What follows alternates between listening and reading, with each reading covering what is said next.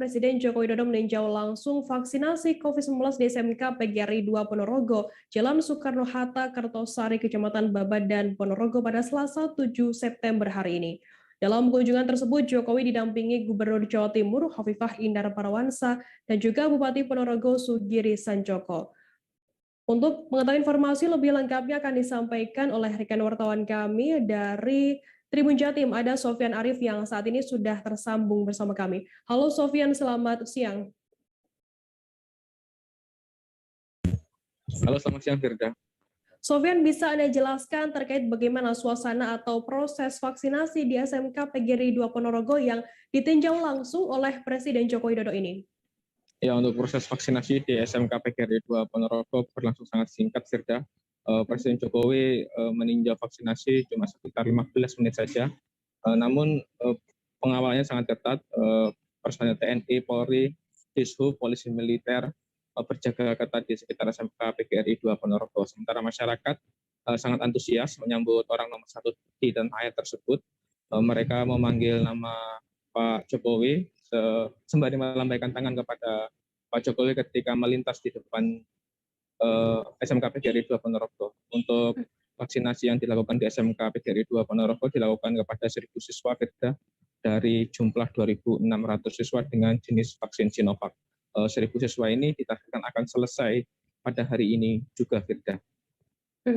Sofyan, selain vaksinasi di sana, apa agenda lainnya, agenda kunjungan kerja lainnya dari Presiden Joko Widodo di Ponorogo kali ini?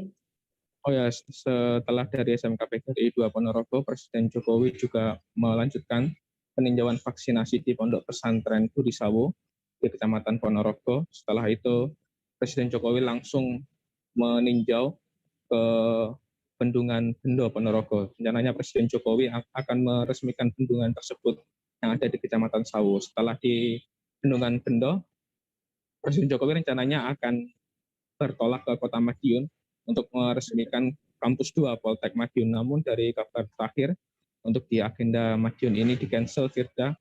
Sementara Presiden Jokowi akan langsung ke Kota Blitar untuk ziarah ke makam Bung Karno.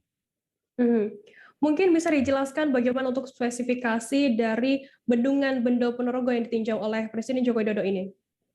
Ya, untuk pekerjaan Bendungan Bendo sendiri sudah dimulai pada tahun 2013 lalu, Firda, dengan menggunakan biaya APBN sebesar 1,1 triliun. Bendungan Bendo ini diproyeksikan mampu menampung 4,3 juta meter kubik air dengan tinggi bendungan mencapai 74 meter. Bendungan Bendo juga diproyeksikan mampu mengairi 7.000 hektar sawah dengan yang sebelumnya tak ada hujan menjadi irigasi teknis. Sementara ini Bupati Ponorogo Sugiri Sancoko sangat optimis dengan peresmian Bendungan Bendo ini mampu menaikkan produktivitas petani di Ponorogo hingga 2 kali lipat, Firda. Baik, Tribuners, tadi jurnalis kami juga melakukan wawancara dengan Syamhudi Arifin, Kepala Sekolah SMK PGRI 2 Ponorogo. Berikut liputannya untuk Anda. Pak, berapa lama kesiapan? Kesiapan itu mulai hari Sabtu. Ini vaksinatornya berapa? Vaksinatornya kalau yang hari ini jumlahnya kami kurang banyak. Yang jelas hari ini kita memvaksin 1.000 siswa. Hari ini harus selesai. Vaksinnya Sinovac. Berapa siswa, Pak? Dari 2.600 siswa, hari ini 1.000 siswa harus selesai sampai sore hari. Pak, boleh tahu kenapa? Petugas Bandara HS Hananjudin Tanjung Pandan dan petugas kantor karantina pelabuhan KKP Tanjung Pandan Belitung menemukan dokumen PCR diduga palsu milik 11 penumpang Senin 6 September 2021. Pemalsuan dokumen PCR itu diketahui saat petugas melakukan pengecekan dokumen penumpang atau validasi data melalui aplikasi Peduli Lindungi. Pihak kepolisian lantas menangkap satu tersangka bernama Narli Fauzanoviansyah, 29 tahun yang menjadi otak pemalsuan dokumen tersebut. Terkait informasi lebih lengkapnya akan disampaikan oleh rekan wartawan kami dari Pos Belitung. Ada Dede Suhendar yang saat ini sudah tersambung bersama kami. Halo Dede. Halo rekan Frida. Dede, bisa Anda jelaskan bagaimana kronologi pemalsuan surat PCR palsu ini bisa terungkap begitu? Baik rekan Firda, Untuk kasus dugaan 11 lembar surat hasil pemeriksaan PCR palsu ini bermula saat petugas bandara dengan KKP mencurigai adanya surat PCR palsu ini. Setelah mencurigai surat milik 11 penumpang maskapai ini, petugas langsung mengecek melalui aplikasi Peduli Lindungi dan juga langsung membuka data di New All Report milik Kemenkes.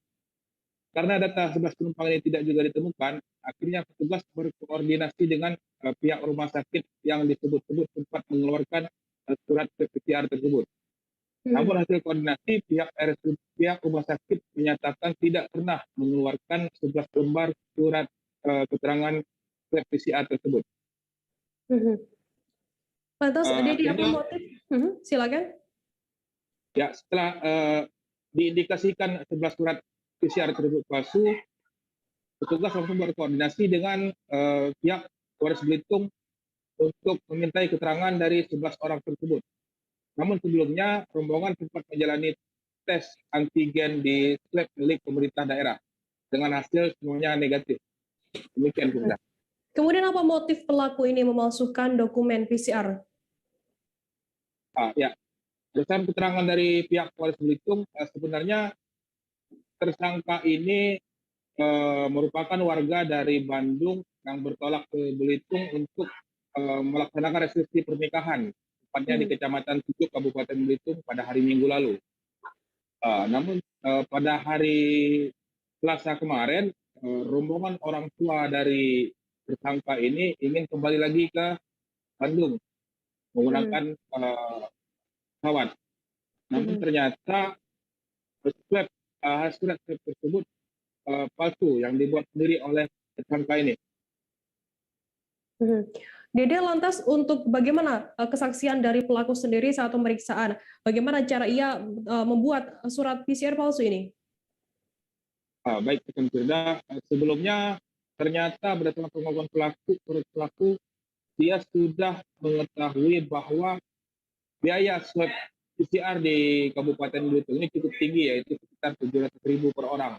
Sehingga dirinya memang sudah merencanakan dari awal untuk membuat swab PCR palsu sebelum berangkat ke Belitung. Di mana pelaku ini membuat surat swab ini mendapatkan referensi dari internet dengan cara membuka website resmi dari rumah sakit utama di Kabupaten Belitung. Kemudian pelaku menambahkan stempel yang dibuat sendiri oleh pelaku di Kabupaten Bandung. Oke, Dede. Lantas apa keperluan tersangka dan 11 orang yang bertandang ke Belitung ini? Ya, memang sebelumnya tersangka ini telah menggelar pernikahan di rumah kediaman istrinya di Kecamatan Tujuh, Kabupaten Belitung pada hari Minggu kemarin. Jadi tersangka ini sempat memboyong keluarganya untuk bertandang ke Belitung. Begitu, Peter. Baik, Tribuners, tadi jurnalis kami juga melakukan wawancara dengan Eksekutif General Manager PT Angkasa Pura II Cabang Bandara HAS Hanan Judin Untung Basuki dan juga Kasubsi Penmas Hisi Humas Polres Belitung Ibda Belipinam. Berikut liputannya untuk Anda. Kronologi kejadian pada hari Senin 6 September sekira pukul 07.47.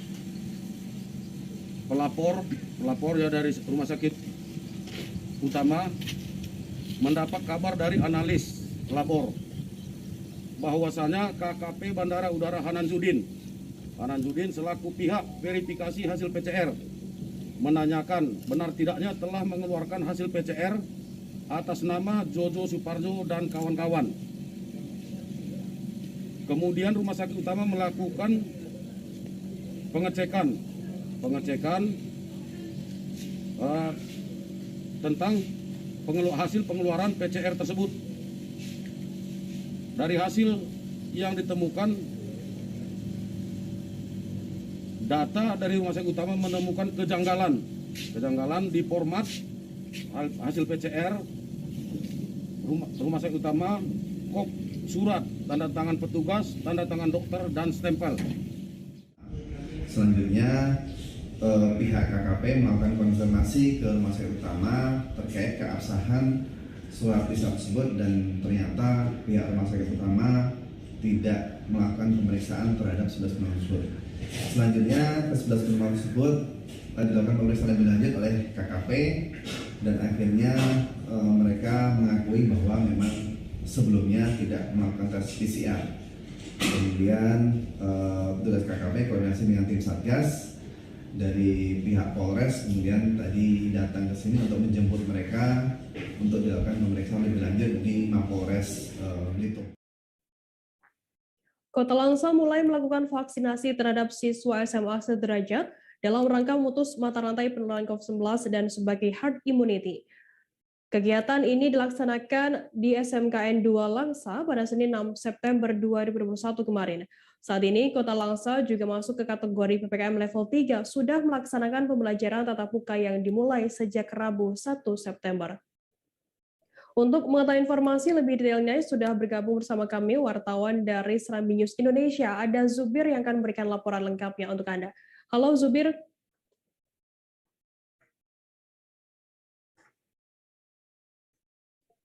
Halo Zubir, selamat siang. Ya, halo, selamat siang. Zubir, bisa Anda jelaskan berapa jumlah siswa SMA dan SMK sederajat di sana yang sudah divaksin?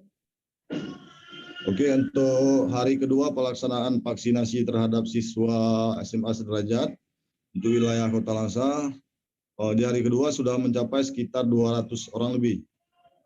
Dari target yang ditargetkan oleh dinas terkait sekitar 7.000 siswa lebih. Untuk pelaksanaan, ya. Silakan.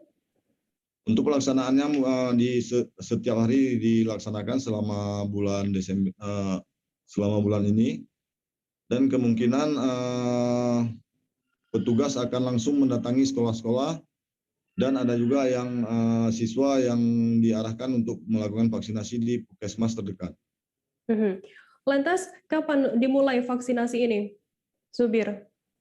Untuk dimulai hari pertama kemarin sudah dimulai, ditandai dengan launching oleh cabang dinas wilayah Kota Langsa bersama Forkopimda, termasuk yang memimpin Wakil Wali Kota Langsa, Dr. Haji Marzuki Hamid, bersama Kapolres, Dandim, dan pihak-pihak terkait lainnya. Untuk lokasi vaksinasi begitu, dilaksanakan di mana saja, bisa Anda jelaskan?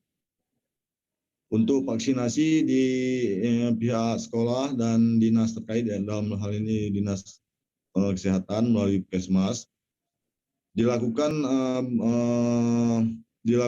mungkin untuk satu hari bisa sampai 2 atau 3 sekolah di masing-masing kecamatan terdekat, dan dilaksanakan di sekolah, langsung di sekolah. Yang tidak tercover di hari itu kemungkinan akan diagendakan untuk melanjutkan vaksinasi ke puskesmas terdekat.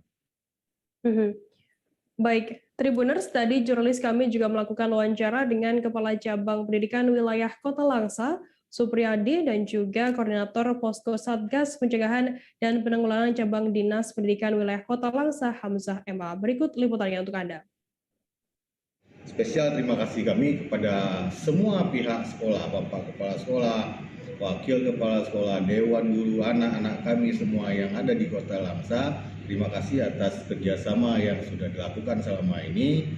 Kita artinya sekarang sudah berdoa, kita sudah berusaha, insya Allah Allah akan mendengar, mengijabah doa kita.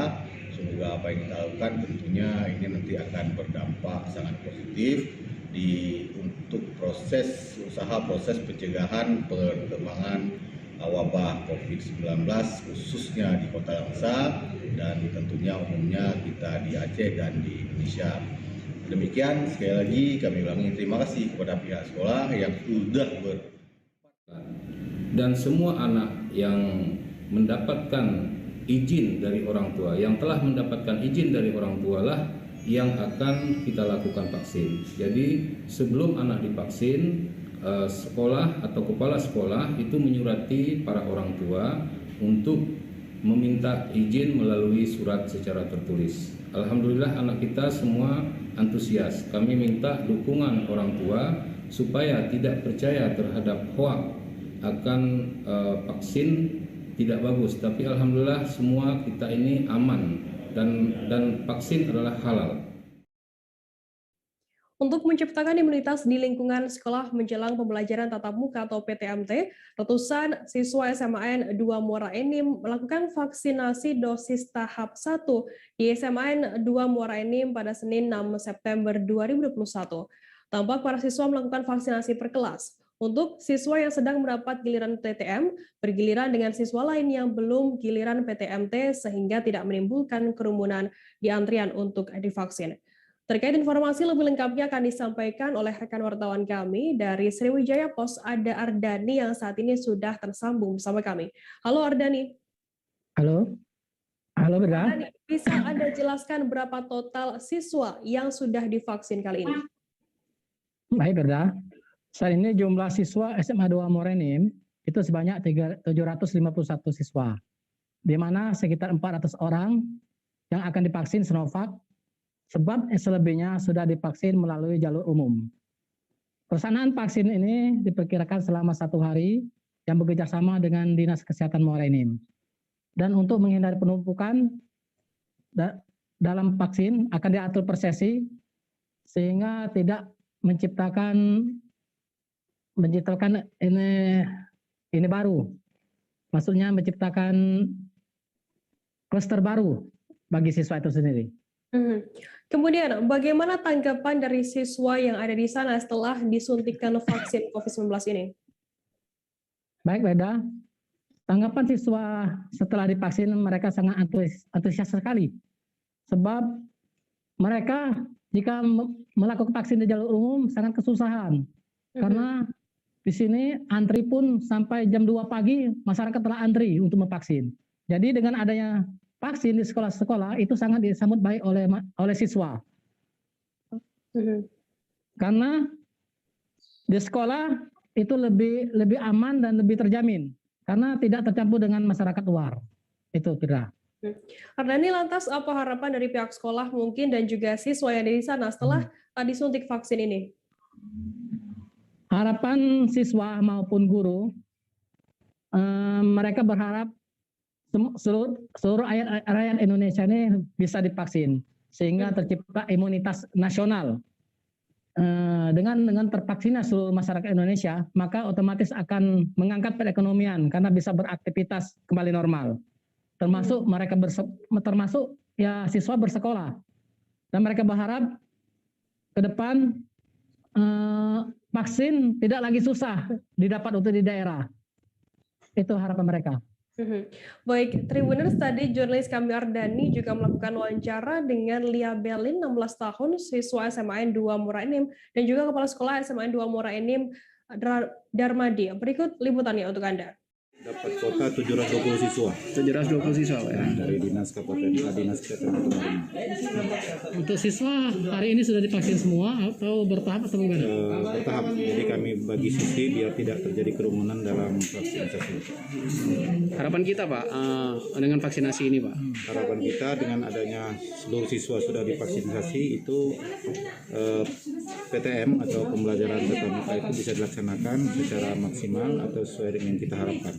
Tapi sejauh ini, Pak, untuk PTM sendiri kita sudah siap atau gimana, Pak, untuk fasilitas? Untuk PTM, alhamdulillah kita sudah mulai minggu yang lalu dan ini minggu kedua, dan dalam pelaksanaannya itu alhamdulillah berjalan dengan lancar dan anak-anak dalam keadaan sehat maupun Bapak Ibu guru juga sangat antusias untuk melaksanakan PTM ini. Pak, untuk tenaga vaksinator sendiri itu bekerja sama dengan Dinas Kesehatan atau berapa? Ya, kita dapat bantuan langsung dari Dinas Kesehatan Kabupaten Muara Enim. Dengan kita mengajukan kemarin surat permohonan dan alhamdulillah ditanggapi, dan pada hari ini kita mendapat pelaksanaan vaksin tersebut. Jalan. Bersyukur bisa dapat vaksin saat ini atau kemarin-kemarin sudah pengen vaksin belum?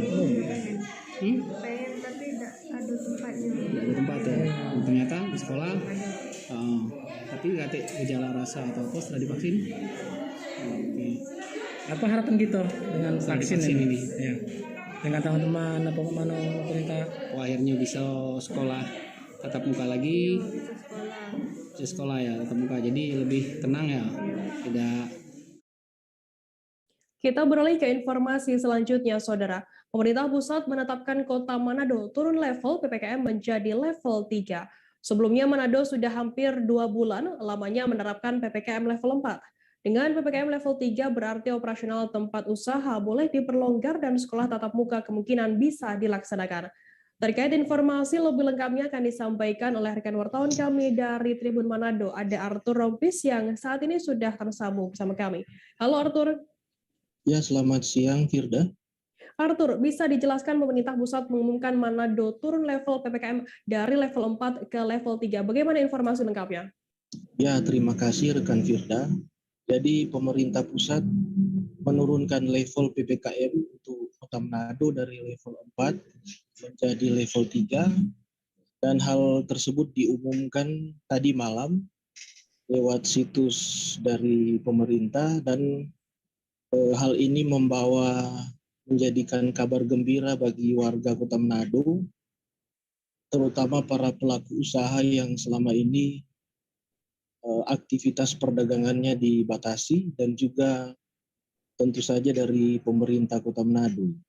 Dan pemerintah Kota Manado akan menindaklanjuti hal tersebut melalui rapat dengan Forkopimda dan tentu saja melakukan konsultasi dengan pemerintah provinsi mengenai langkah selanjutnya yang akan diambil terkait dengan pembukaan kembali sekolah-sekolah dan juga agar mal bisa beroperasi di atas pukul 8 malam. Demikian rekan Firman. Lantas bagaimana langkah dari Pemkot sendiri terkait adanya penurunan PPKM ke level 3? Jadi dari Pemkot Manado sore ini akan melakukan rapat dengan Forkopimda untuk membahas mengenai hal-hal teknis seputar dengan PPKM level 3 dan juga Pemkot Manado masih menanti surat edaran dari Gubernur Sulut. Jadi kesemuanya harus berpatokan ke surat edaran Gubernur Sulut khususnya mengenai pembukaan sekolah-sekolah dan pelonggaran aktivitas tempat usaha di Kota Manado sendiri. Demikian rekan Firda. Arthur, apa upaya Pemkot Manado sendiri bisa menurunkan angka COVID-19 di sana? Ya, saya tadi barusan ketemu dengan Bapak Wakil Wali Kota Manado, Bapak Richard Sualang. Jadi Bapak Richard Sualang menggarisbawahi bahwa adanya kolaborasi antara pemerintah dan masyarakat dalam PPKM level 4 sehingga bisa angka COVID-19 bisa menurun. Jadi berbagai instruksi, berbagai arahan dari pemerintah diikuti dengan baik oleh warga. Jadi memang ini PPKM level 4 sangat ekstrim ya. Bisa dibilang sangat ekstrim karena tempat ibadah tidak bisa tidak bisa diadakan tempat ibadah di tempat ibadah lagi, kemudian aktivitas mal dan juga sekolah ditutup, tapi itu semua diikuti oleh warga. Jadi ini usaha tersebut membuahkan hasil, yakni menurunnya level PPKM dari level 4 ke level 3. Demikian rekan Firman. Arthur, apakah nanti sekolah akan dibuka dan juga operasional mal juga akan diperlonggar seiring turunnya PPKM ke level 3 di Manado ini? Ya, tadi barusan saya juga dengan Wali Kota Manado. Jadi Wali Kota Manado mengatakan bahwa Andre Ango sudah memberi sinyal bahwa akan ada pelonggaran aktivitas ekonomi dan juga dan hal-hal yang mengenai PPKM level 4 itu jadi akan diperlonggar sedikit demi sedikit. Jadi namun tentu saja harus dengan konsultasi dengan pemerintah provinsi dan juga harus melakukan rapat dengan Forkopimda dan stakeholder terkait lainnya. Jadi pada prinsipnya Pemkot Manado sudah memberi sinyal akan memperlonggar kembali aktivitas perekonomian termasuk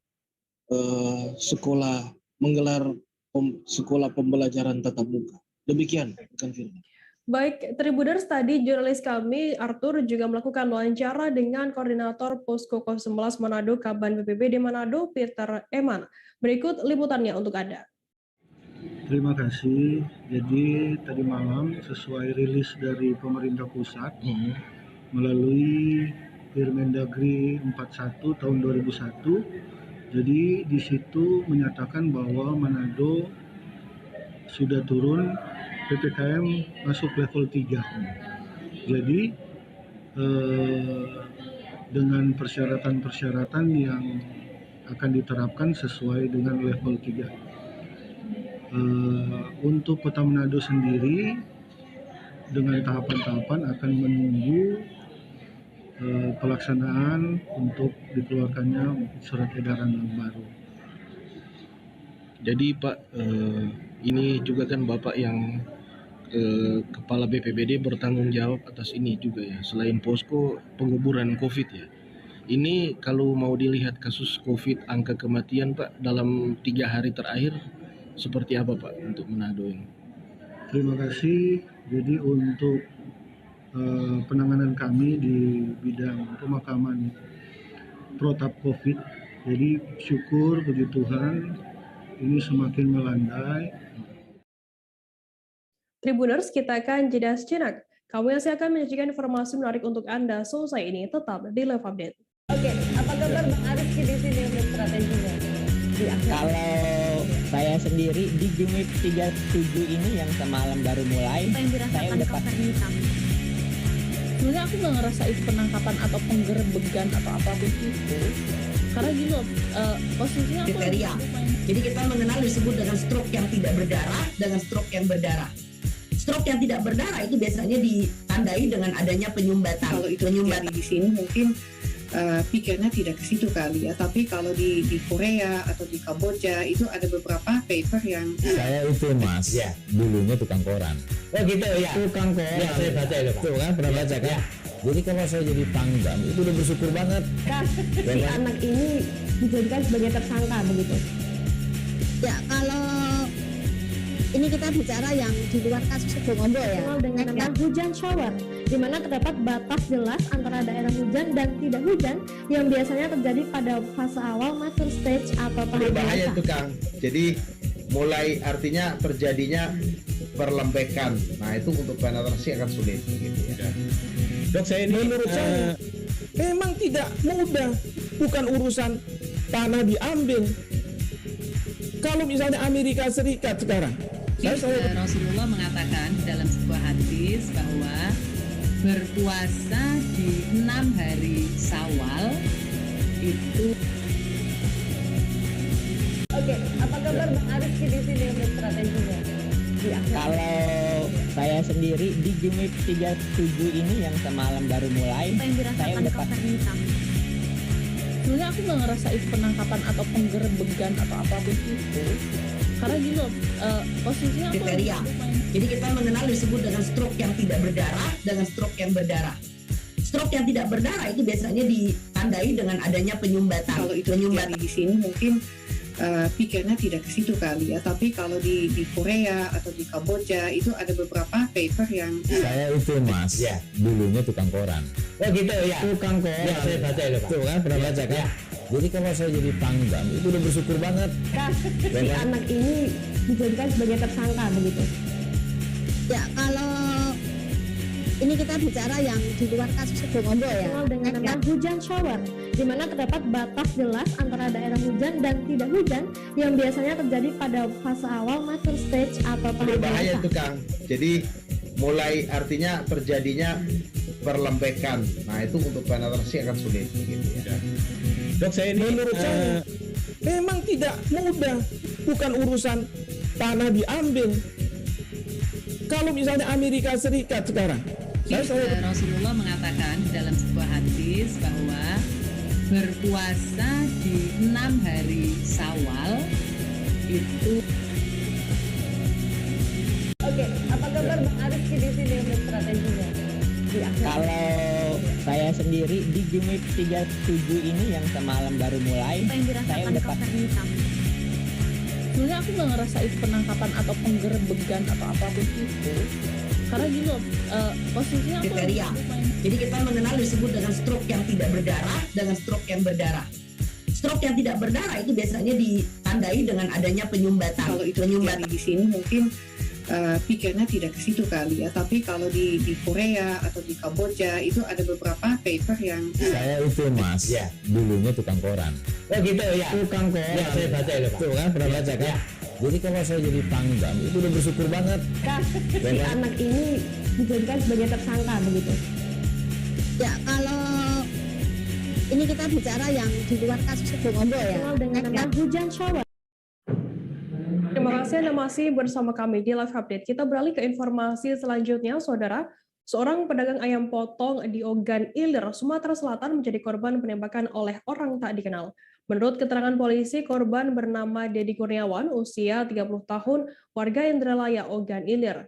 Beberapa saat sebelum peristiwa penembakan beberapa hari lalu, korban tiba di Pasar Beti di Desa Meranjat, Kecamatan Indralaya Selatan. Saat tiba di pasar, korban yang masih duduk di atas motor tiba-tiba ditembak oleh seorang pria dari arah belakang. Untuk mengetahui informasi lebih detailnya sudah bergabung bersama kami wartawan dari Tribun Sumsel. Ada Agung Dwi Payana yang akan memberikan laporan lengkapnya untuk Anda. Halo Agung. Ya, halo rekan Firda dan juga Tribuners. Agung, bisa Anda jelaskan setelah penembakan tersebut, bagaimana situasi dan kondisi terkini di lokasi? Baik Firda dan juga Tribuners, dapat kami laporkan peristiwa penembakan di Pasar Beti, Kecamatan Desa Meranjat, Kecamatan Indralaya Selatan, Ogan Ilir itu terjadi pada Sabtu 21 Agustus lalu pukul 6 pagi. Saat itu korban yang merupakan pedagang ayam potong baru tiba di pasar tradisional, kemudian begitu tiba korban menjadi korban penembakan oleh orang tak dikenal. Setelah dilakukan penyelidikan oleh kepolisian dan korban dirawat di rumah sakit, saat ini situasi dan kondisi di TKP, tepatnya di Pasar Beti tersebut, situasi aman dan kondusif. Namun meski demikian, polisi masih melakukan penjagaan di TKP penembakan tersebut, Firda. Kemudian apa hasil dari penyelidikan pihak kepolisian mengenai motif dari penembakan ini, Agung? Ya, Firda, kepolisian dalam hal ini Polres Ogan Ilir dan Polsek Tanjung Batu, yang maksud kami Polsek Indralaya sedang melakukan penyelidikan terhadap kasus penembakan ini. Untuk sementara, dugaan dari pihak kepolisian bahwa ada persoalan utang piutang antara korban dan pelaku penembakan yang belum diketahui identitasnya ini. Mengingat sebelumnya polisi juga sempat menerima laporan bahwa ada kasus penembakan serupa di wilayah Palembang yang berbatasan dengan Ogan Ilir. Firda. Mungkin bisa Anda jelaskan terkait penembakan sebelumnya yang berlokasi sama di sana? Ya, untuk perkara penembakan ini di wilayah Indralaya, Kabupaten Ogan Ilir ini sebenarnya sudah lama tidak terjadi, namun peristiwa yang baru kali ini terjadi cukup menghebohkan masyarakat. Oleh karenanya, polisi melakukan penyelidikan, namun hingga saat ini, sejauh ini dalam kurun waktu satu tahun terakhir, baru ditemukan satu kasus penembakan yang terjadi pada 21 Agustus lalu, Firda. Bagaimana terkait kondisi korban penembakan saat ini dan bagaimana kondisi luka tembak yang dialaminya?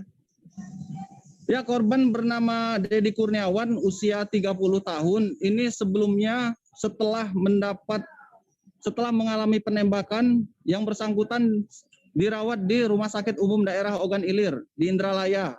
Kemudian korban dibawa ke Rumah Sakit Palembang Bari dan akhirnya dirawat di Rumah Sakit Umum Provinsi Muhammad Husin Palembang. Saat di Rumah Sakit Muhammad Husin, korban dilakukan tindakan operasi pengangkatan peluru dan hingga kini sudah diperbolehkan pulang ke rumah yang bersangkutan di Kecamatan Indralaya, Ogan Ilir. Namun untuk korban sendiri saat ini belum dapat beraktivitas dengan leluasa karena masih dalam proses pemulihan kesehatan. Adapun untuk luka tembak korban sendiri di bagian punggung kiri hampir tembus ke perut, itu sudah diobati. Begitu, Firda. Agung, lantas adakah pengakuan dari korban mengenai dugaan penyebab penembakan ini? Ya Firda, kami kemarin sempat mewawancarai korban maupun pihak keluarga. Mereka mengaku tidak memiliki permasalahan atau persoalan dengan siapapun. Sementara korban sendiri juga merasa tidak tahu atau mengaku tidak tahu dugaan penyebab aksi penembakan yang terjadi kepada yang bersangkutan. Firda. Kemudian lantas bagaimana tanggapan dari pihak keluarga sendiri mengenai pelaku yang hingga kini masih dalam pengejaran pihak kepolisian?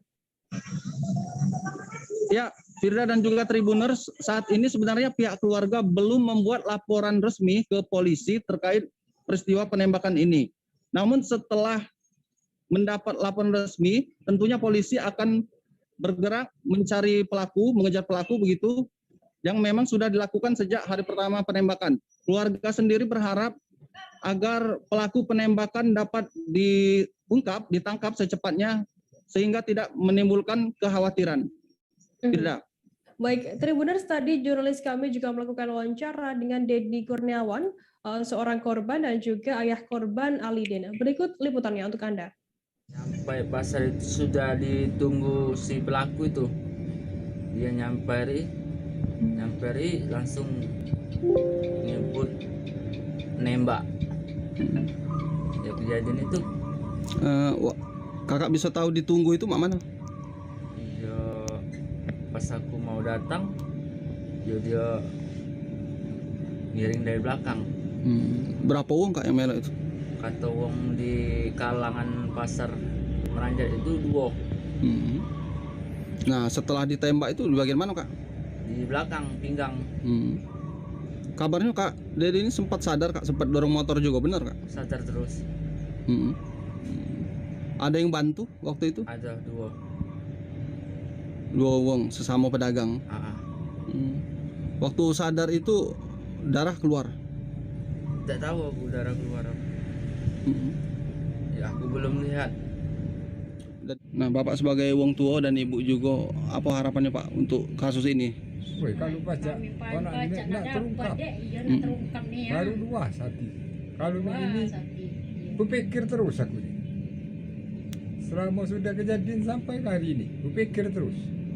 Pikir masalah dia ini, mana cerita. Pelaku itu. Iya, supaya cepat terungkap. Iya. Dihukum seadil-adilnya gitu Pak ya. Itulah kata Komandan Polsek. Remaja berambut pirang diamuk massa bahkan nyaris dibakar di depan Pasar Banyuatos, Kecamatan Banyuatos, Kabupaten Sampang, Madura, Senin 6 September 2021. Insiden itu bermula saat pria yang diketahui bernama Misnawi, 20 tahun asal Desa Lepele, Kecamatan Robatal, Sampang, nekat mencuri sepeda motor di wilayah Desa Lembung Pesisir, Kecamatan 10 Bangkalan. Kendaraan yang dicuri berjenis Honda Beat warna biru milik Suliman, 45 tahun, warga setempat, sekira pukul 8:30 waktu Indonesia Barat. Terkait informasi lebih lengkapnya akan disampaikan oleh rekan wartawan kami dari Tribun Madura. Ada Hanggara Pratama yang saat ini sudah tersambung bersama kami. Halo Hanggara.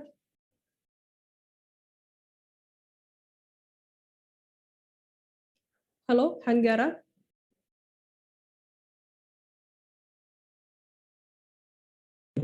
Halo rekan Firda. Hanggara, bisa Anda jelaskan lokasi curanmor di wilayah Kabupaten Bangkalan? Bagaimana ceritanya bisa terungkap di Kabupaten Sampang begitu? Ya, terima kasih rekan Firda. Jadi pertama, pelaku saat itu sedang mengincar kendaraan milik korban, yakni terparkir di depan rumah korban. Dan saat hendak mengambil incarnya tersebut, korban keluar rumah sehingga aksi dari pelaku diketahui oleh korban. Dan pada saat itu pelaku seketika melarikan diri ke arah barat, namun korban tidak sempat untuk mengejar pelaku tersebut. Sehingga korban langsung menghubungi anaknya, Tohir, umur 28 tahun, yang pada saat itu kebetulan sedang berada di Kecamatan Banyuates, Kabupaten Sampang. Sehingga mengetahui kabar tersebut, Tohir seketika menuju ke jalan raya, tepatnya di depan Pasar Banyuates. Dan pada saat itu kebetulan Thohir melihat pelaku menggunakan kendaraan curiannya melaju dari arah barat dan dihadang oleh Thohir, seperti itu rekan Firda. Kemudian bagaimana, mungkin bisa Anda ceritakan ada detik suasana saat pelaku ini tertangkap hingga diamuk massa begitu? Iya rekan Firda, dan ketika dihadang oleh Thohir, anak dari korban, seketika pada saat itu pelaku mengalami oleng dan menabrak salah satu kendaraan milik pengunjung pasar Banyuates dan terjatuh. Maka dari itu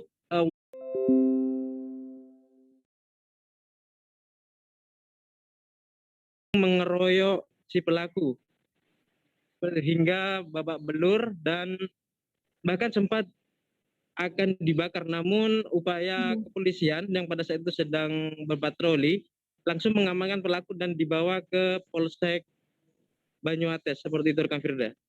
Anggar, lantas apa upaya dari pihak kepolisian sendiri untuk menindaklanjuti adanya aksi pencurian ini? Siap.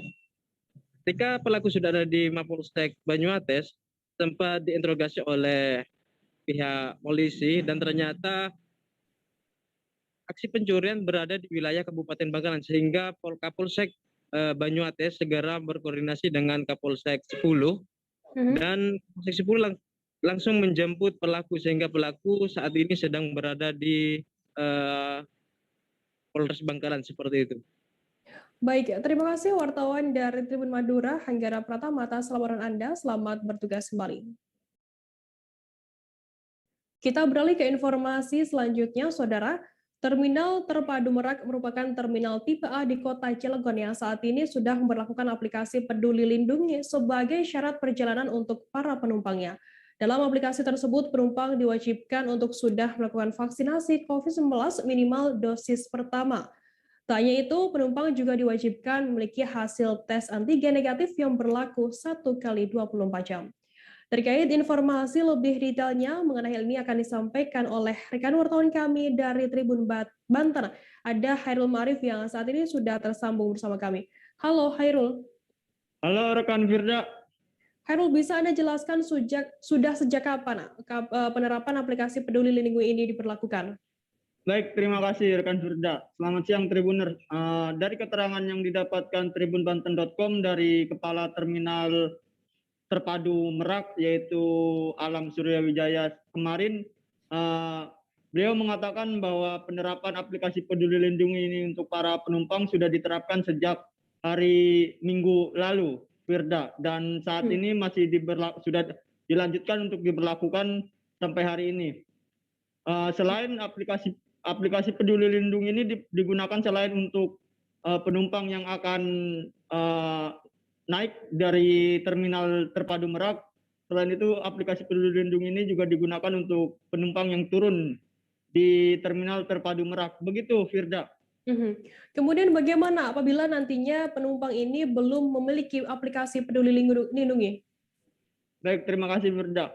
Jika belum memiliki aplikasi Peduli Lindungi, masih ada keringanan dari pengelola terminal, yaitu menggunakan kartu vaksin saja, tidak masalah. Sementara itu untuk yang tidak memiliki kartu vaksin saat ini masih diperkenankan karena menurut Alam saat ini prosesnya masih dalam tahap sosialisasi. Tahap sosialisasi ini, selain tahap sosialisasi ini juga dihimbau kepada seluruh penumpang agar dapat memiliki aplikasi Peduli Lindungi, karena kedepannya di banyak terminal akan memberlakukan perjalanan aplikasi Peduli Lindungi sebagai syarat perjalanan. Begitu, Firda. Kemudian apakah penerapan ini juga diberlakukan di Pelabuhan Merak? Baik, Firda.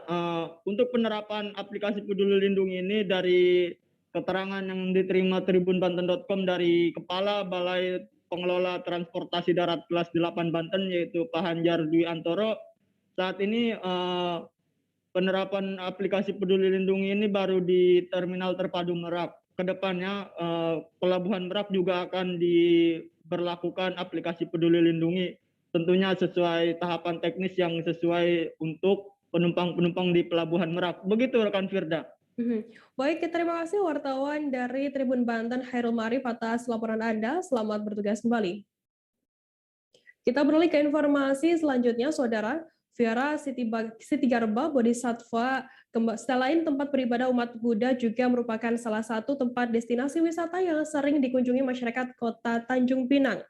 Pasalnya di vihara tersebut terdapat ikon unik, yakni adanya 500 patung lohan dengan berbagai wajah dan juga terdapat 40 lebih patung dewa-dewa dalam kepercayaan Buddha. Di masa pandemi COVID-19, tempat destinasi itu masih tetap dikunjungi wisatawan, umumnya wisatawan lokal. Terkait informasi lebih lengkapnya akan disampaikan oleh rekan wartawan kami dari Tribun Batam. Ada Ilham Muhammad yang saat ini sudah tersambung bersama kami. Halo Ilham. Iya, halo rekan Firda. Ilham, bisa Anda jelaskan seperti apa destinasi Wihara Siti Garba Bodhisattva atau Wihara 1000 patung yang ada di Tanjung Pinang ini? Baik, terima kasih rekan Firda. Bahwa destinasi Wihara Siti Garba Bodhisattva ini selain tempat beribadah umat Buddha, itu merupakan salah satu tempat destinasi wisata yang sering dikunjungi masyarakat Kota Tanjung Pinang maupun masyarakat luar yang saat berkunjung ke Kota Tanjung Pinang. Pasalnya di vihara itu terdapat ikon unik yang itu adanya 500 patung lohan dengan berbagai wajah dan juga 40 lebih patung dewa-dewa dalam kepercayaan Buddha. Sehingga dengan adanya patung yang tidak sedikit itu menarik bagi masyarakat setempat dan juga masyarakat luar. Sehingga akhirnya lokasi dari tempat peribadatan umat Buddha itu kini juga menjadi tempat destinasi masyarakat di Kota Tanjung Pinang. Kemudian kapan destinasi wisata tersebut sudah dibuka dan bagaimana komentar warga yang berkunjung ke sana? Baik rekan Firda, jadi pada saat pandemi COVID-19 ini di mana sempat sejumlah destinasi wisata yang ada di Provinsi Kepulauan Riau termasuk juga di Kota Tanjung Pinang itu sempat mengalami penutupan dan ditutup ya. Dan kemudian mengingat kasus COVID-19 sendiri di Kota Tanjung Pinang telah mengalami penurunan yang signifikan dan sekarang hanya hampir sekitar 200-an lebih ya, dan sudah menurun drastis sehingga lokasi destinasi wisata juga yang ada di Kota Tanjung Pinang mulai kembali dibuka dan juga mulai didatangi oleh masyarakat setempat.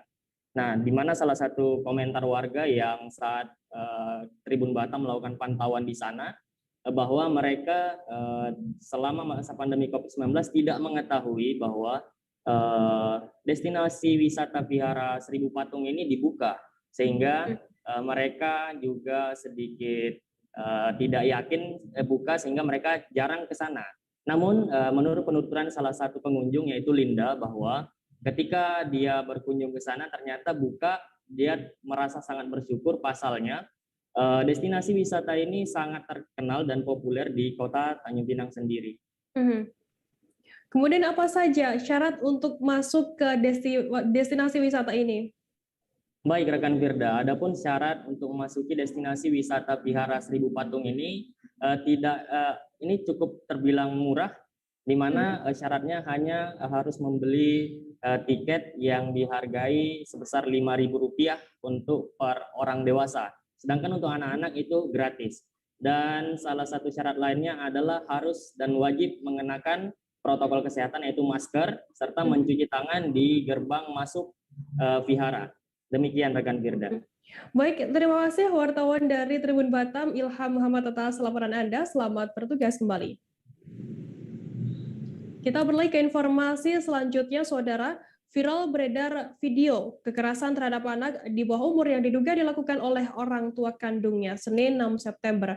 Video singkat yang berdurasi kurang dari 1 menit tersebut direkam oleh seorang warga yang diketahui berada di Kelurahan Teluk Dawan, Kecamatan Sabak Barat, Kabupaten Tanjung Jabung Timur.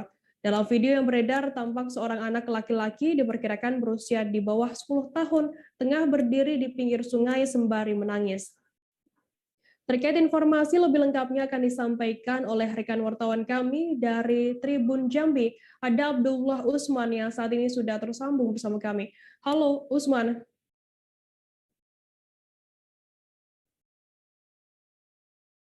Halo Firda, selamat siang. Usman, bisa Anda jelaskan kapan terjadinya kejadian ini dan bagaimana kronologi singkatnya?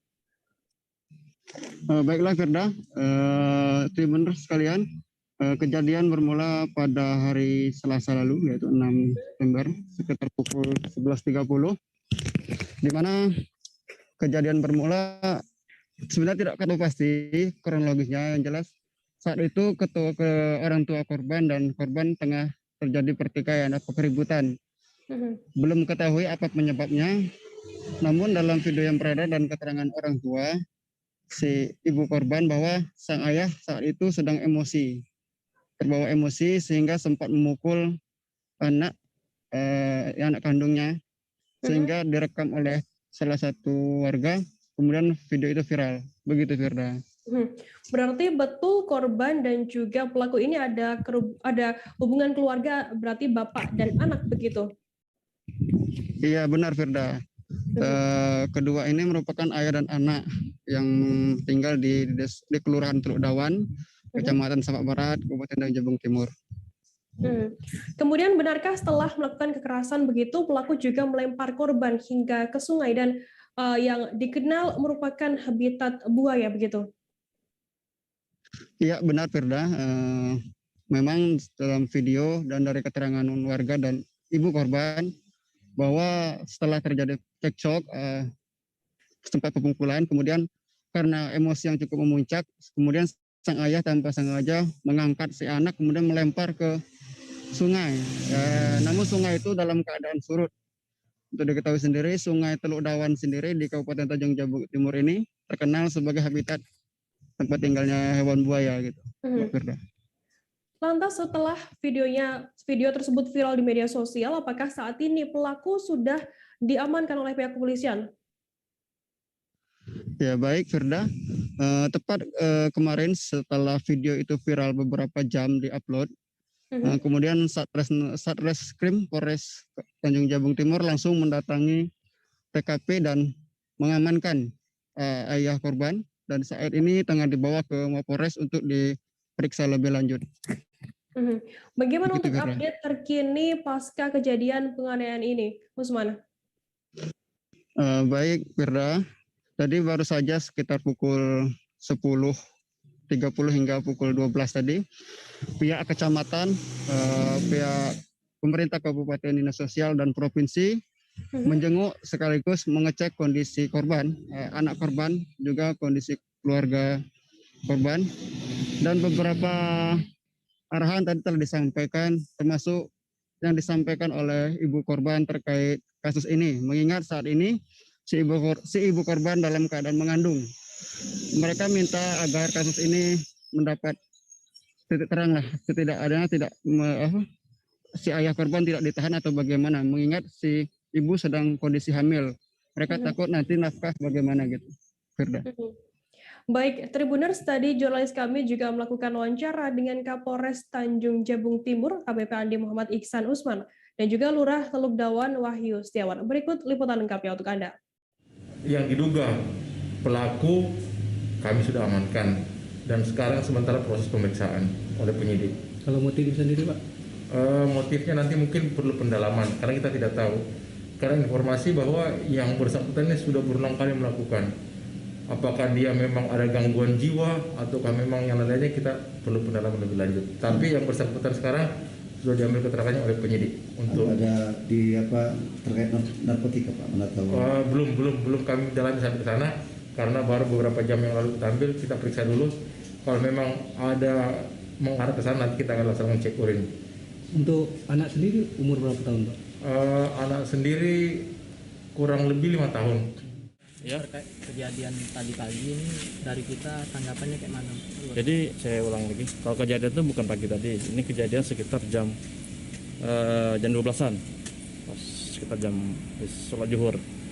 Jadi saya pun menerima laporan karena ini sempat viral dulu di media sosial.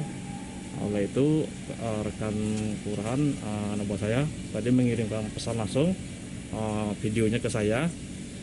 Saya dengar sudah saya membaca itu, saya langsung ke lokasi. Saat itu lokasi pun sudah ramai, masyarakat berkumpul, sudah banyak yang sudah mulai itu. Setelah itu saya langsung ke rumah yang tersangka, mengamankan karena masyarakat sudah heboh. Pintu kamar tidur Gubernur Sulsel nonaktif Nurdin Abdullah dibongkar paksa pegawai Pemprov. Informasi lengkapnya akan kami hadirkan untuk Anda, selesai jeda tetap di Live Update. Oke, apa kabar Bang Aris di sini untuk strateginya? Kalau saya sendiri di Gimik 37 ini yang semalam baru mulai, saya udah pasti. Sebenarnya aku nggak ngerasa itu penangkapan atau penggerebegan atau apapun itu, karena gini loh, posisinya aku kriteria. Jadi kita mengenal disebut dengan stroke yang tidak berdarah dengan stroke yang berdarah. Stroke yang tidak berdarah itu biasanya ditandai dengan adanya penyumbatan. Kalau itu terjadi di sini mungkin pikirnya tidak ke situ kali ya, tapi kalau di Korea atau di Kamboja itu ada beberapa paper yang saya itu Mas, ya, dulunya tukang koran. Oh gitu ya. Tukang koran. Ya, saya baca itu Pak. Tuh kan pernah baca kan? Ya. Jadi kalau saya jadi pangdam itu udah bersyukur banget. Si anak ini dijadikan sebagai tersangka begitu. Ya, kalau ini kita bicara yang di luar kasus Sebongombo ya. Dengan nama hujan shower, di mana terdapat batas jelas antara daerah hujan dan tidak hujan yang biasanya terjadi pada fase awal mature stage atau tahap berbahaya dewasa. tuh Kang. Jadi mulai artinya terjadinya perlembekan. Nah itu untuk penetrasi akan sulit. Gitu ya. Dok, saya ini menurut saya memang tidak mudah, bukan urusan tanah diambil. Kalau misalnya Amerika Serikat sekarang, Rasulullah mengatakan dalam sebuah hadis bahwa berpuasa di 6 hari Syawal itu. Oke, apa kabar Bang Aris di sini untuk strateginya? Kalau saya sendiri di Gimik 37 ini yang semalam baru mulai, saya udah pasti. Sebenarnya aku nggak ngerasa itu penangkapan atau penggerebegan atau apapun itu, karena gini loh, posisinya aku kriteria. Jadi kita mengenal disebut dengan stroke yang tidak berdarah dengan stroke yang berdarah. Stroke yang tidak berdarah itu biasanya ditandai dengan adanya penyumbatan. Kalau itu terjadi di sini mungkin pikirnya tidak ke situ kali ya, tapi kalau di Korea atau di Kamboja itu ada beberapa paper yang saya itu Mas, ya, dulunya tukang koran. Oh gitu ya. Tukang koran. Ya, saya baca itu Pak. Tuh kan pernah baca kan? Ya. Jadi kalau saya jadi pangdam itu udah bersyukur banget. Si anak ini dijadikan sebagai tersangka begitu. Ya, kalau ini kita bicara yang di luar kasus Sebongombo ya. Dengan nama hujan shower, di mana terdapat batas jelas antara daerah hujan dan tidak hujan yang biasanya terjadi pada fase awal mature stage atau tahap berbahaya dewasa. tuh Kang. Jadi mulai artinya terjadinya perlembekan. Nah itu untuk penetrasi akan sulit. Gitu ya. Dok, saya ini menurut 5. Beredar video pembongkaran silinder kunci pintu kamar Gubernur Sulawesi Selatan nonaktif Nurdin Abdullah di Rujak Gubernur Jalan Sungai Tangka Makassar, Senin 6 September siang. Tampak dalam video memperlihatkan Kepala Bagian Kabak Rumah Tangga Biro Umum Sedda Sulsel Kasman berbicara dengan seorang perempuan berjilbab. Terkait informasi lebih lengkapnya akan disampaikan oleh rekan wartawan kami dari Tribun Timur, ada Fadli Ali yang saat ini sudah tersambung bersama kami. Halo Fadli.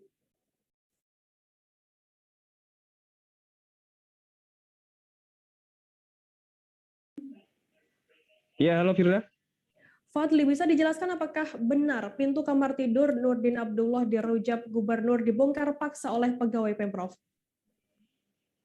Ya Firda, bahwa Senin siang kemarin Kabak Rumah Tangga Biro Umum Sedda Sulsel ini berkunjung ke Rumah Jabatan Gubernur Sulawesi Selatan di Jalan Sungai Tangka. Ia bersama dengan Satuan Polisi Pamong Praja.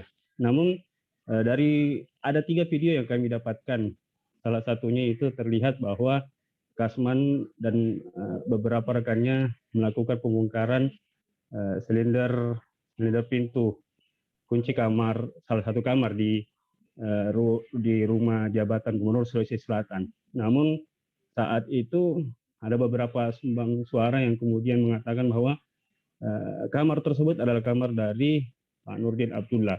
Namun setelah kita konfirmasi, ternyata itu kamar VIP yang kemudian digunakan oleh tamu yang berkunjung ke Rumah Jabatan Gubernur Sulawesi Selatan. Bukan Firda. Pegawai Pemprov dalam hal ini Kabag Rumah Tangga kabarnya sempat dihalangi oleh keluarga Nurdin Abdullah. Benarkah terkait informasi hal ini?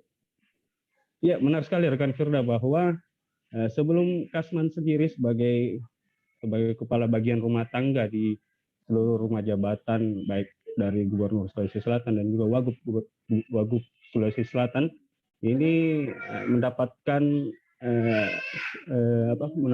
berdialog dengan salah satu keluarga dari Nurdin Abdullah, yang mana keluarganya tersebut merupakan adik dari istri Nurdin Abdullah, yakni Iqbal Farudin, di mana Kasman dan Iqbal ini sempat berdialog, di mana Iqbal meminta kepada Kasman bila ingin masuk ke kamar kakaknya, yang kemudian istri dari Nurdin Abdullah harus meminta izin dengan Iqbal.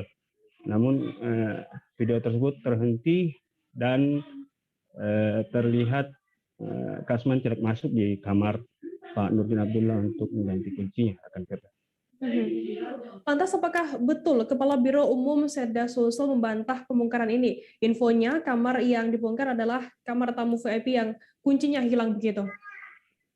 Iya rekan Firda, bahwa berseliweran di sosial media dan juga berita-berita online terkait bagaimana kamar yang kemudian dibongkar oleh Kabag Rumah Tangga ini merupakan kamar dari Pak Nurdin Abdullah. Namun saat kami berbincang dan mewawancarai Biro Umum Setda Sulsel Pak Idam Kadir, ternyata kamar yang dibongkar kuncinya itu merupakan kamar tamu VIP yang kemudian berada di samping kamar Pak Nurdin Abdullah, sehingga itu dibantah oleh Pak Idam Kadir. Dan tentunya berita-berita yang kemudian beredar di sosial media dan juga berita-berita online itu dibantah secara tidak langsung. Baik, Tribuners, tadi jurnalis kami juga melakukan wawancara dengan Kabiro Umum Setda Sulsel Idam Kadir. Berikut liputannya untuk Anda. Yang dibongkar itu kamar tamu ya, kamar tamu yang dibongkar, kamar VIP dibongkar. Karena sekarang ini di perubahan kita mau perbaiki semua yang rusak. Jadi makanya Kabag Rumah Tangga mengecek semua apa-apa saja yang mau dibenahi. Oh, di dalam kamar tamu memang apa isinya di dalam, Pak? Kenapa? Iya, kamar itu masih ada semua lemari lah, lengkap semua, masih ada. Karena kan sudah ada wallpapernya rusak juga. Siapa yang tempati di kamar tamu itu, Kak? Kosong, sudah masalah main kosong. Oh, kosong. Berapa bulan ya? Sudah 6 bulan, 7 bulan dari tempat kosong semua ya. Sebelumnya siapa yang tempati? Sebelumnya siapa kosong kayak kamar itu? Tidak ada keluarga. Ya, sekarang sudah tahu siapa, karena itu kamar dikunci. Sampai kuncinya hilang ya, kita Kabag Rumah Tangga ini ambil mengganti kunci, diganti kuncinya, tapi dikasih kepada penanggung jawab kembali. Terkait kan tadi sempat ada kan keluarganya itu Pak Iqbal Farudin, anak adik bungsunya Bulis. Itu juga sempat katanya Pak Kasman mau buka juga kamarnya Pak NA juga Pak Kasman udah buka kamarnya, enggak sampai dibuka di sana kali. Pak Kasman sampai ke keluarga Pak Adik dia enggak buka.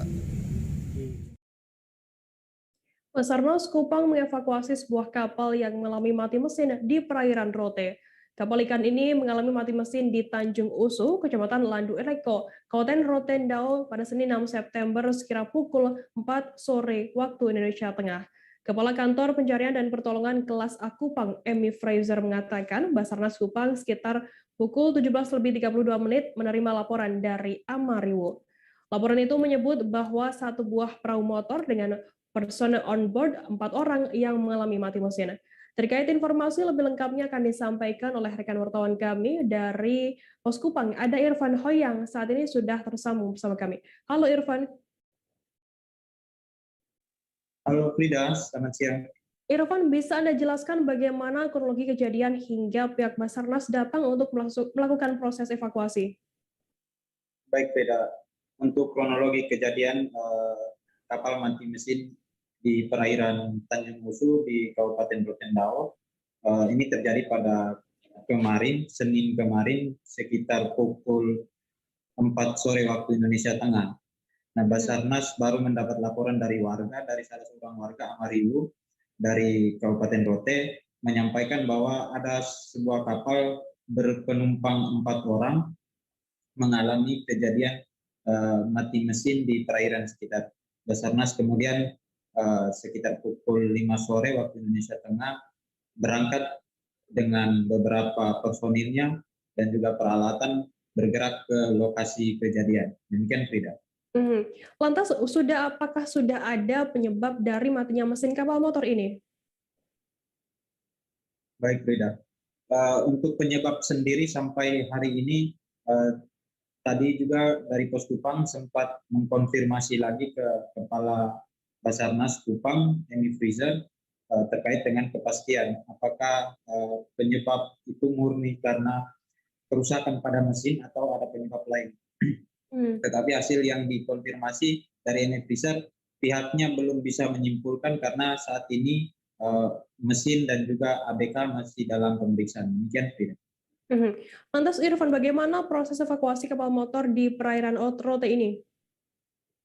Baik, Frida. Untuk proses evakuasi sendiri terjadi sekitar pukul 9 malam tadi waktu Indonesia Tengah ketika tim SAR berhasil menemukan mereka. Karena adanya angin kencang dan juga gelombang yang cukup tinggi di perairan beberapa hari ini di perairan timur yang juga berdekatan dengan Pulau Rote, sehingga proses evakuasi memang kesulitan. Tim Basarnas cukup kesulitan, tetapi alhamdulillah terakhir para ABK dari Basarnas dan juga yang kapal mati mesin itu juga berhasil dievakuasi ke Papela yang berada di Kabupaten Rotendao. Demikian, Frida. Lantas bagaimana kondisi kru kapal motor tersebut saat ini?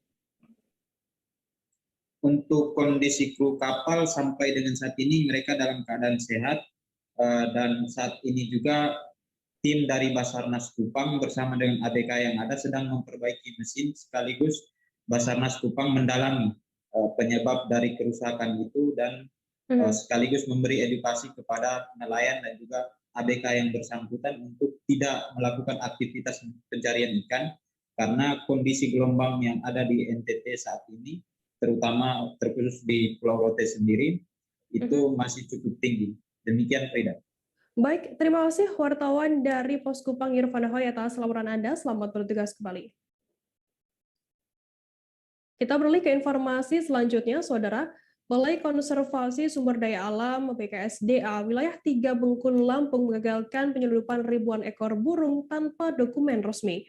Ribuan ekor burung berbagai jenis ini diselundupkan dengan cara dimasukkan ke dalam keranjang buah dan kardus. Selanjutnya, keranjang berisi 2.440 burung tersebut diangkut mobil Innova dengan nomor polisi B1294 ADM. Terkait informasi lebih lengkapnya akan disampaikan oleh rekan wartawan kami dari Tribun Lampung, ada Joviter Husin yang saat ini sudah tersambung bersama kami. Halo Joviter.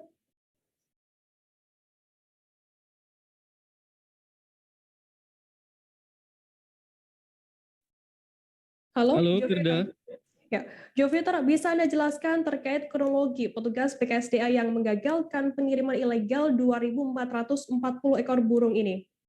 Ya baik, Firda, penggagalan penyelundupan burung ini dilakukan oleh tim BKSDA bersama aparat kepolisian dan NGO Flag Protecting Bird. Itu sendiri dilakukan Senin kemarin sekitar pukul 2 dini hari saat mobil yang diduga mengangkut 2.400 jenis burung ini sedang melintas di exit tol Bakauni, Lampung Selatan. Setelah dilakukan penggeledahan, tim gabungan menemukan 2.400 burung yang tidak dilengkapi oleh dokumen resmi. Demikian, Firda. Lantas, Joviter, apa saja jenis burung yang diselundupkan oleh pelaku ini? Ya, dari 2.400 itu ada beberapa jenis seperti kolibri ninja, murai air, pelatuk bawang, ciblek, pondang, siri-siri, dan burung jenis lainnya. Dan burung ini merupakan dari wilayah Pekanbaru dan rencananya akan dibawa ke Tangerang. Baik, Firda. Lantas, seperti apa langkah berikutnya dari pihak yang berwenang terkait adanya aksi penyelundupan burung ini? Ya, burung tersebut saat ini sudah dilepas liarkan di Taman Hutan Raya Lampung. Sementara 2 pengemudi mobil itu sedang dilakukan pemeriksaan oleh Ditkrimsus Polda Lampung untuk dilakukan pengembangan mengenai siapa pemilik burung tersebut. Demikian Firda. Oke, kemudian Joviter, terkait pengiriman burung seperti ini, seharusnya syarat apa saja yang harus dilengkapi oleh pengirim untuk mengirimkan burung-burung itu tersebut?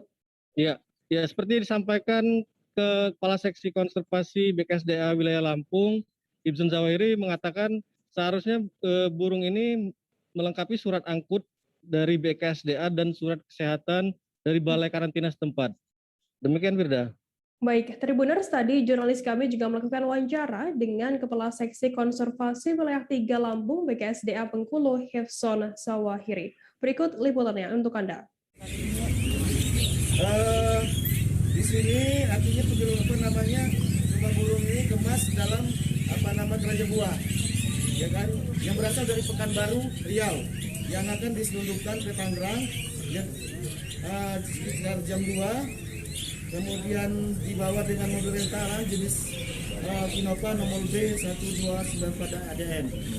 Mungkin pada kesempatan ini juga kami meminta untuk Polda mungkin untuk menyampaikan dalam kesempatan di sini. Silakan untuk wakil dari Polda. Baik, kronologi singkat. Tadi malam pukul 2.00 kami dibantu dari flight sudah mengamankan satwa jenis burung sebanyak 2.400 ekor, dan kita sekarang serah terimakan kepada BSDA untuk dipastikan untuk menjaga kematian. Mungkin itu. Terima kasih.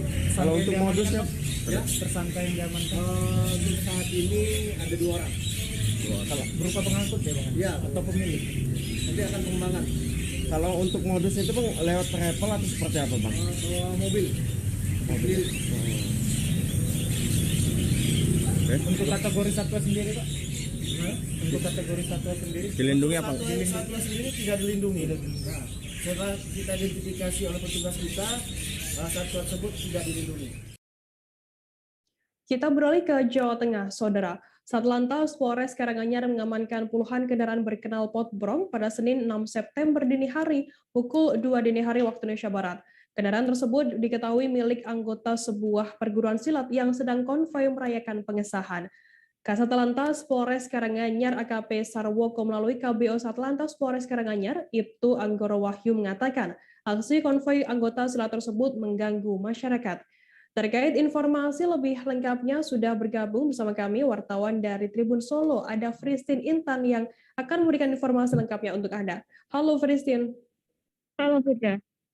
Fristin, bisa Anda jelaskan bagaimana konvoi ini? Konvoi kendaraan di latar belakangi oleh apa? Bisa Anda jelaskan?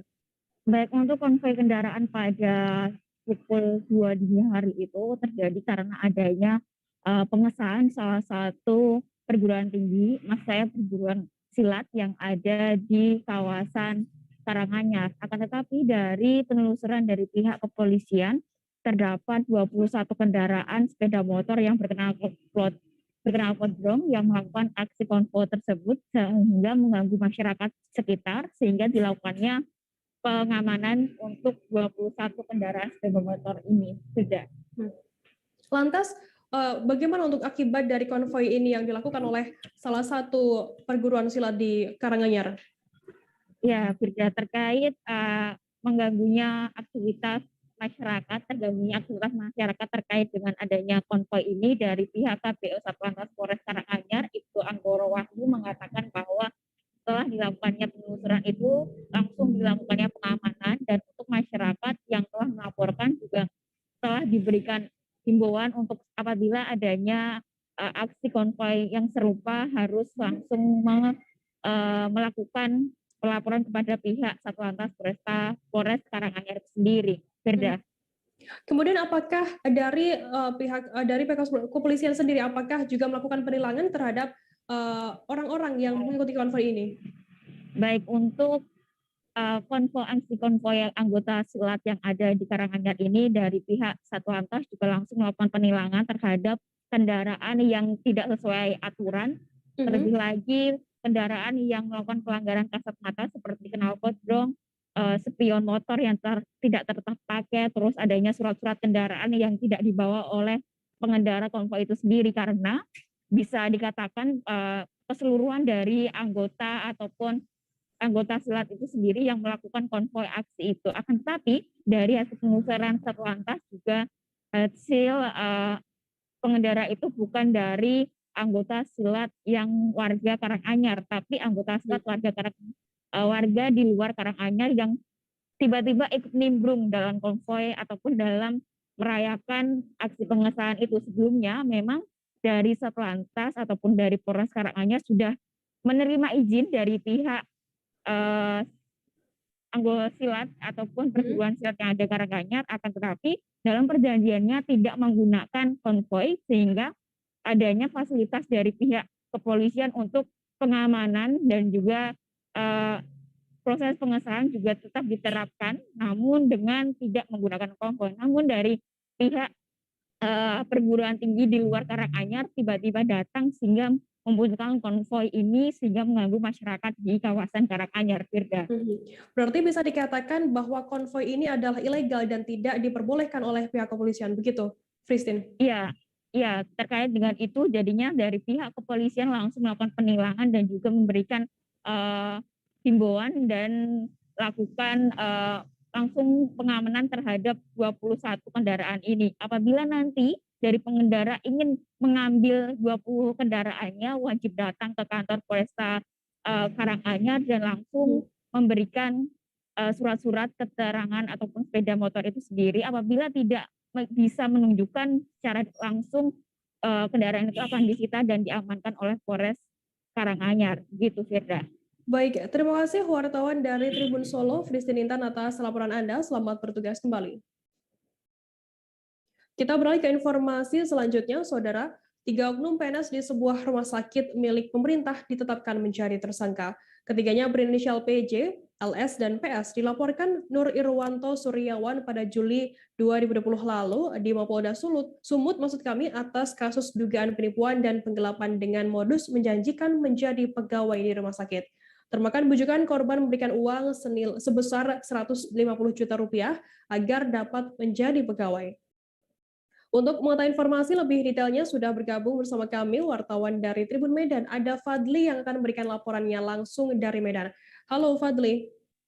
Halo Firda. Fadli, bisa Anda jelaskan bagaimana modus pelaku ini melakukan dugaan penipuan dan juga penggelapan kepada korbannya? Baik, jadi kejadian ini terjadi pada 2016 lalu, di mana saat itu korban tidak bekerja, dan karena kebetulan ada jaringan para pelaku ini ke orang tua korban, sehingga ditawarkan oleh ketiganya untuk menjadi pegawai tetap di RSU Haji Adam Malik Medan. Begitu, Firda. Lantas bagaimana tindakan korban setelah mengetahui anaknya gagal masuk ke pegawai rumah sakit? Jadi para pelaku ini meminta sejumlah uang dengan nilai 150 juta untuk memuluskan anaknya ini untuk menjadi pegawai. Ketika ternyata tidak terjadi dan anaknya tidak bekerja, maka perjanjian dibuat dengan memulangkan uang korban. Namun hingga tahun 2020, itu tak kunjung juga dikembalikan sehingga orang tua korban melakukan laporan ke Polda Sumut terkait dugaan penipuan dan penggelapan. Begitu, Firda. Kemudian bagaimana langkah dari pihak kepolisian sendiri terkait dengan adanya dugaan penipuan dan juga penggelapan ini? Baik, semalam kita konfirmasi ke Kabid Humas Polda Sumut, Kombes Hadi Wahyudi. Dia mengatakan ketiganya telah ditetapkan tersangka, namun ketiganya belum bisa ditahan dikarenakan ketiganya memiliki posisi yang penting saat ini di rumah sakit untuk menangani COVID-19. Begitu, Firda. Baik, Tribuners, tadi jurnalis kami juga melakukan wawancara dengan kuasa hukum korban Paul JJ Tambunan. Berikut liputannya untuk Anda. Kira-kira siapa, Bang? Atau ada oknum di belakangnya, Bang? Awalnya Pak Nur ini, pelapornya tidak tahu nih status mereka PNS, Pak. Namun setelah meninggal suaminya, Pak Nur mendesak mencari.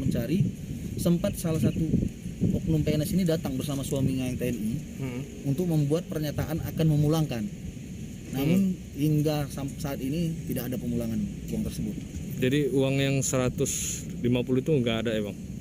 Tidak dipulang-pulangkan. Sehingga Pak Nur ini melaporkan tanggal 11 Juli 2020 di SPKT Kepolisian Daerah Sumatera Utara. Kalau pelaku ini terduga ini PNS di Adamalik gitu. Iya, PNS rumah sakit. Ketiganya? Ketiganya, Pak. Kalau Setelah, untuk itu berdasarkan keterangan dari SPDP yang dikeluarkan pihak Krimum. Oh, artinya mereka sudah tahu ya. Berarti sudah pernah dipanggil ya. Sudah pernah, Pak. Untuk Waktu penetapan tersangka. klarifikasi ya, Benar, Pak. mungkin.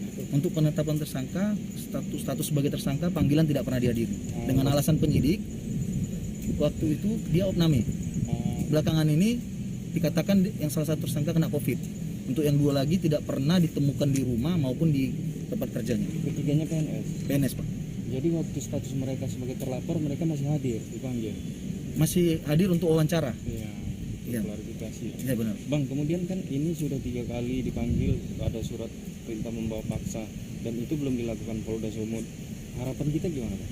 Harapan kita, Pak, semoga pihak penyidik Krimum Polda Sumut segera menangkap para pelaku untuk mencegah hal-hal yang sama terulang kembali lagi. Informasi tadi sekaligus menutup perjumpaan kita dalam live update hari ini. Jangan lupa saksikan terus live update di seluruh kanal YouTube dan Facebook Tribun Network. Saya Firdana, wakil kru yang bertugas pamit undur diri. Terima kasih dan sampai jumpa. Jangan lupa like, subscribe, dan share ya.